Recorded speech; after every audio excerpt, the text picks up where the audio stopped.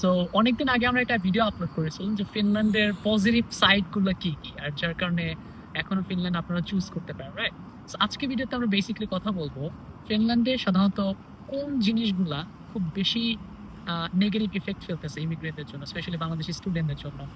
So আজকে আমাদের সাজ্জাদ ভাই এখানে আসছে, প্লাস আমরা আমাদের অপিনিয়ন এক্সপিরিয়েন্স শেয়ার করব যে বর্তমানে কি কি পরিবর্তন ফিনল্যান্ডে চলছে যেগুলো আমাদের জন্য খুব ভালো কিন্তু ফলপ্রসূ না। ওকে, সো প্রথমত আমরা আজকে কথা বলবো মেইনলি ভিসা চ্যালেঞ্জ। কি ভিসা জটিলতা? ফিনল্যান্ডে ভিসা পাওয়ার আগে সবচেয়ে বড় চ্যালেঞ্জ হচ্ছে ইউনাইটেড স্টেটস অফ ইন্ডিয়ার ভিসা পাওয়া। So I say United States of India because it's more difficult than getting a visa from United States of America. So Indian visa পাওয়া হচ্ছে সবচেয়ে বড় challenge after getting the offer letter. So Indian visa পাইতে এখন currently সময় লাগে almost 1 মাস, even though খরচ হয় 20,000 টাকা or more than that. So even যদি কেউ একটা স্টুডেন্ট ভিসা অ্যাপ্লিকেশন করতে চায় ডাবল এন্ট্রি ভিসার জন্য, অথবা ডাবল এন্ট্রি ভিসা যদি না পায়, তখন সেক্ষেত্রে একটা স্টুডেন্ট চিন্তা করে না অন্য ভিসাতে অ্যাপ্লিকেশন করবে। তো একটা মোমেন্ট অনলি স্টুডেন্ট ভিসা আর মেডিকেল ভিসা ওপেন আছে। সো মেডিকেল ভিসাতে অ্যাপ্লিকেশন করলে কষ্ট আরও বেড়ে যায়। সো দেখা যায় অনেক স্টুডেন্ট একা ইন্ডিয়াতে যায় না, তো সাথে কাউকে নিয়ে যায়। সো সে ডাবল এন্ট্রিতে অ্যাপ্লিকেশন করে, তার সাথে যে যাবে সে তো ডাবল এন্ট্রি ভিসা পাবে না, সে মেডিকেল ভিসাতে অ্যাপ্লিকেশন করে। তখন দেখা যায় দুজনের ভিসা অ্যাপ্লিকেশন ফি চলে যায় অলমোস্ট 1 লাখ টাকা। তো ইটস হিউজ। 1 লাখ টাকাতে ফিনল্যান্ডে এয়ারফেয়ার হয়ে যায়। সো ইভেন দো ইন্ডিয়াতে যাওয়ার পর যে সমস্যাটা হয়, বাংলাদেশিদেরকে ইন্ডিয়ানরা খুব বেশি একটা পছন্দ করে না। আর কারেন্টলি পলিটিক্যাল সিনারিওর কারণে বাংলাদেশিদেরকে ওরা হোটেল নিতে চায় না, অনেক ধরনের রেসিজমের শিকার হয়, অনেক ধরনের। আমি অনেকগুলো রিভিউ শুনছি। So there are lot of problems about only just to visit India. আমার কাছে মনে হয় কি যে এখানে আসলে একটা সিন্ডিকেট চলছে, রাইট? অবশ্যই সিন্ডিকেট চলতেছে। এটা তো শুধু মানে পলিটিক্যাল রিজন, এটা হওয়ার আগে থেকেই সিন্ডিকেট চলতেছিল। But at the moment scenario getting more tougher and tougher. I don't know বাংলাদেশের পলিটিক্যাল সিচুয়েশন ঠিক হওয়ার পরে এটা ঠিক হবে কিনা। এটা it's really I think. But এটার কি কোনো সলিউশন আছে কিনা, কিংবা অ্যাপ্রক্সিমেট কোনো ডেট আছে কিনা যে এরপর আবার সিচুয়েশন আগের মতো নরমাল হয়ে যাবে? It's impossible to tell about that because এটা political ব্যাপার স্যাপার, so we can't guess what can happen or what cannot. So we shouldn't focus on that then. ওকে, একটা জিনিস আমি এখানে নোট ডাউন করতে চাচ্ছি যে আমি বেসিক্যালি তো ফিনল্যান্ডের স্টুডেন্টদের নিয়ে প্রায় 3 বছর হলো কাজ করছি। সো ওভারঅল আমি যেটা দেখতাম গত বছর, ইভেন তার আগের বছর, স্টুডেন্টরা প্রায় 3 থেকে 4 দিনের ভিতরে ম্যাক্সিমাম টাইম ডিসিশন পেয়ে যায়। এখন কি এটা কোনো কারণে ডিলে হচ্ছে কিনা? আপনার কি ডিলে হচ্ছে? I think এখন ডিসিশন 3 থেকে 4 দিনের যে ভিসা পাচ্ছেন আপনারা, বাট 3 থেকে 4 দিন ভিসা পাওয়াটা খুবই এখন রেয়ার। সো মোস্টলি স্টুডেন্টদের ভিসা পাওয়া বিজনেস কার্ড হাতে পাওয়া মিলায়ে নিয়ারলি 30+ অ্যাভারেজ ডেজ হয়ে গেছে। একটা স্টুডেন্ট অ্যাপ্লিকেশনের অফার লেটার পাওয়ার পরে ভিসা অ্যাপ্লিকেশন দিল্লি থেকে ফেস করে আসার পরে তার ডিসিশন পেতে অলমোস্ট 30 ডেজ লাগে। অ্যান্ড ইভেন তো অনেক ইউনিভার্সিটি এখন আর আগের মতো করে অনলাইন ক্লাসেস অ্যাকসেপ্ট করে না যদি কারো লেটারেবল হয়। সো সেক্ষেত্রে তাদেরকে ডেফার করে দিচ্ছে। সো এটা একটা ভালো অপশন যে ফিনল্যান্ড কখনো বলে না তোমার ভিসা পাই দেরি হচ্ছে, তাহলে তুমি ফিনল্যান্ডে আসতে পারবে না, অথবা ভিসা আবার নতুন করে অ্যাপ্লাই করতে হবে। সে হচ্ছিল তার যখন ভিসা পাওয়ার কথা তখনই পাবে, জাস্ট হচ্ছে তার সেশনটা 6 মাস অথবা 1 বছর পিছিয়ে যাচ্ছে। সো সেক্ষেত্রে সে যখন ভিসা পাচ্ছে তখন থেকে ফিনল্যান্ডে এন্ট্রি নিতে পারবে। অলরাইট, আর একটা ইন্টারেস্টিং কোয়েশ্চেন। বেসিক্যালি আমরা ফিনল্যান্ড চুজ করি যে স্পাউস নিয়ে এখানে আসা যায়। সো সেই ক্ষেত্রে স্পাউসের ডিসিশন কি আগের মতই আছে নাকি এখন একটু পরিবর্তন? এখন সবচেয়ে বড় সমস্যা যেটা, আগে তো হচ্ছে স্টুডেন্ট আর স্পাউস একসাথে অ্যাপ্লিকেশন করতে পারতো।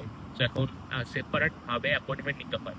সো স্টুডেন্টের ক্ষেত্রে অ্যাপয়েন্টমেন্ট পেতে 7 থেকে 10 দিন লাগে, বাট স্পাউসের ক্ষেত্রে 30 থেকে 40 দিন লাগে জাস্ট অ্যাপয়েন্টমেন্ট পাই। সো অ্যাপয়েন্টমেন্ট পাওয়ার পরে ইন্ডিয়ান ভিসার অ্যাপ্লিকেশন, ইন্ডিয়ান ভিসা পাওয়ার পরে দিল্লিতে যে ফাইল সাবমিট করা, দিল্লিতে ফাইল সাবমিট করার পরে ভিসা পাইতে মিনিমাম 6 মাস থেকে কারো 9-10 মাসও লেগে যাচ্ছে।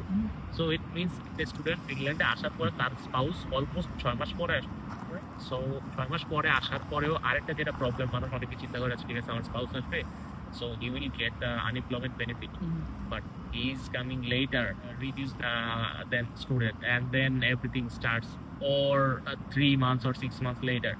সো সবকিছুই এখন অনেক স্লো। আগে যেটা 1 মাস 2 মাস হয়ে যেত, এখন এটা more than 6 months. আচ্ছা, ফিনল্যান্ডের আনএমপ্লয়মেন্ট রেট নিয়ে যদি আপনি কিছু বলতেন। বেসিক্যালি আমরা একটা সময় জানতাম যে ফিনল্যান্ডের ইকোনমি অনেক ভালো ছিল। Hey, it was before the Russian-Ukraine war, but at the moment, situation is getting really tough and tough every day. It's like last year, the unemployment rate ছিল 9 point something, but this year it went to 10.2%. আচ্ছা, এটা কি কোনোভাবে কমার কোনো সম্ভাবনা আছে কিনা in the future? I'm not the government from Finland, so I don't know about that. So they are trying their best. I think immigration slow করাটা একটা ভালো দিক যারা at the moment ফিনল্যান্ডে আছে, কারণ যত বেশি ইমিগ্রেন্ট আসবে তত বেশি একটা দেশের ইকোনমির উপর প্রেসার পড়বে, তত বেশি হলো জবের ক্রাইসিসটা বাড়বে। সো এই জন্যই Finland government took the decision, okay, we will আচ্ছা, reduce the immigration coming Finland. So that's why I think this is the one way to take the decision to grow up their economy. Okay. So একটা question সবসময় মাথায় ঘুরপাক খায়, সেটা হলো যে basically Finland government এখন অনেক স্ট্রিক্ট করছে, স্পেশালি রুলস অ্যান্ড রেগুলেশনের ক্ষেত্রে ইমিগ্রেন্টদের জন্য। বাট এই জিনিসটা ফিনল্যান্ডের ইকোনমিতে কতটুকু ফলপ্রসূ হবে বলে আপনি মনে করছেন? কিন্তু এটা কি আসলেই ইকোনমিতে কোনোভাবে ইম্প্যাক্ট ফেলে কি? অবশ্যই এই কাইন্ড অফ ডিসিশনস ইকোনমিতে ইম্প্যাক্ট করবে, তাই তারা এরকম স্ট্রিক্ট ডিসিশন নিচ্ছে।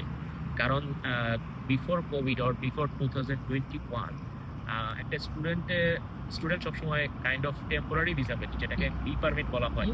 So after 2021 all of the students, bachelor's, masters and their spouses are getting a visa. So that means একটা স্টুডেন্ট যেদিন থেকে ফিনল্যান্ড আসবে সেদিন থেকেই তারা পার্মানেন্ট রেসিডেন্সির জন্য ডেজ কাউন্ট হবে। বাট 2021-এর আগে যেটা ছিল, একটা স্টুডেন্ট যখন স্টুডেন্ট ভিসায় থাকে তখন সে পার্মানেন্ট রেসিডেন্সির জন্য তার ডেজ কাউন্ট হবে না। So that means after changing the rules, the economy went down. Okay. That's why they are trying to rebuild their rules and regulations and other stuff. আচ্ছা, একটা জিনিস আপনি এখানে যদি একটু আমার অডিয়েন্সদের ক্লিয়ার করতেন যে এ টাইপ কিংবা বি টাইপ এই জিনিসটার ডিফারেন্সটা কি, right? Okay. A permit and B permit এর মধ্যে খুব বেশি ডিফারেন্স নাই, কিছু ডিফারেন্স আছে। লাইক এ পারমিট দেওয়া হয় bachelor students, masters, PhD students and work permit and their spouses. So কেউ এ পারমিট আসলে তার স্পাউস এ পারমিটে আসবে, কেউ বি পারমিট আসলে তার স্পাউস বি পারমিটে পাবে। So difference between A permit and B permit is, কেউ এ পারমিটে আসলে তার পিআর এর জন্য এভরিডে কাউন্ট হবে, আর কেউ বি পারমিটে আসলে তার পিআর এর জন্য একটা দিনও কাউন্ট হবে না। So until he is changing his permit to A, তার কোনো পিআর এর জন্য ডেজ কাউন্ট হচ্ছে না।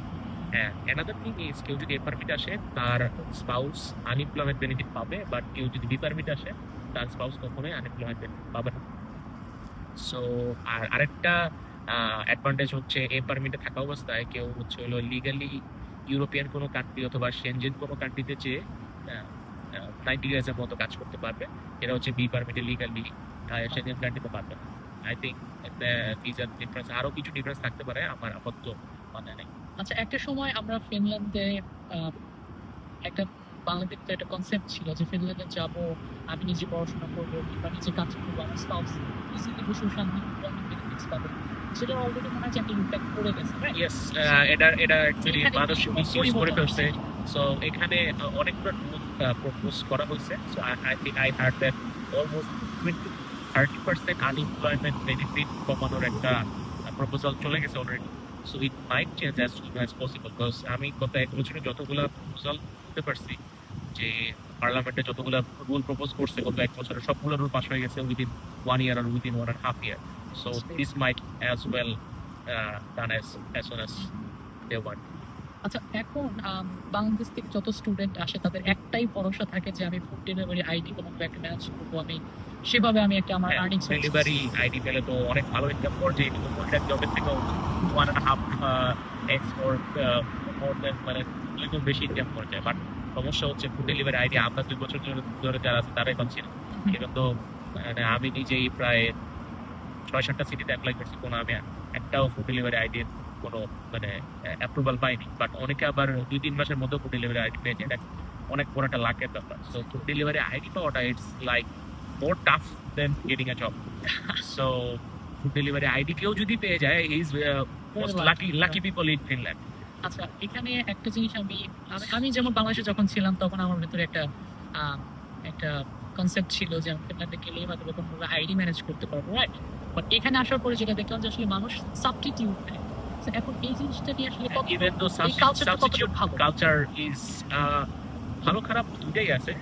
Substitute culture it's toxic if someone is charging a lot for a substitute. I can say not in Bangladeshi people, each and every country people. If someone is giving, as like I have a food delivery ID. For a Uh, newcomer, could you just clarify what substitute Yeah, exactly means? it's like আমার একটা food delivery ID আছে, তো আমার জবও আছে। তো আমি চিন্তা করলাম না আমি এখন জব করবো, ফুড ডেলিভারি আইডি করবো না।